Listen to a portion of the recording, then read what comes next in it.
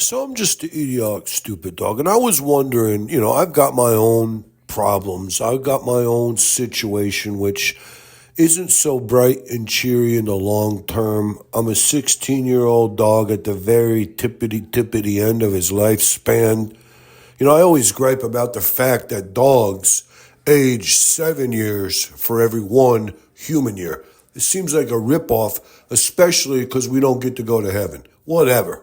I mean, it's all right, but when I contemplate other people's plights, sometimes I get off my own, whatever you call it, my own sad sack case, and I say, gosh, at least I'm not this guy.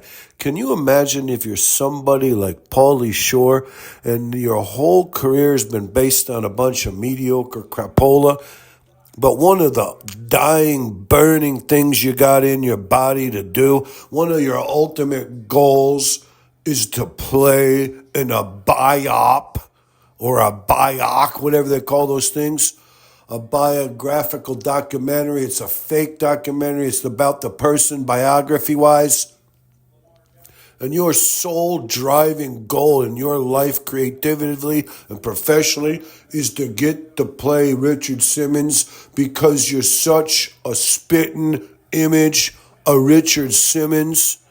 I mean, it's kind of like if you were the spitting image of Albert Einstein, or maybe you were the spitting image of some big fat slob, Maybe you're the spitting image of Laurel Hardy. So you're like, man, I want to do this Laurel Hardy picture. Pauly Shore's running around. He's looking in the mirror every day saying, God bless, I would be perfect to play Richard Simmons. And not super healthy Richie Simmons, but the more patchy, latter day Richard Simmons. Frizzy haired, loss of hair Richard Simmons. Worst yet, Richard Simmons. Pauly Shore's looking in the mirror and he says, God, this has to happen. This has to be. I must play Richard Simmons. And you're going around to all your friends and you're going around to all the executives and you're pulling all your strings and you're calling in all your favors to do this one dying, burning quest you have in your heart that you look so much born to be the double hanger of old dumpy Richard Simmons.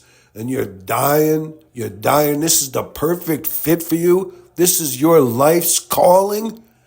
Would that be that good? I mean, and then when you succeed and you finally establish it and you make the movie, I mean, is he going to feel fulfilled?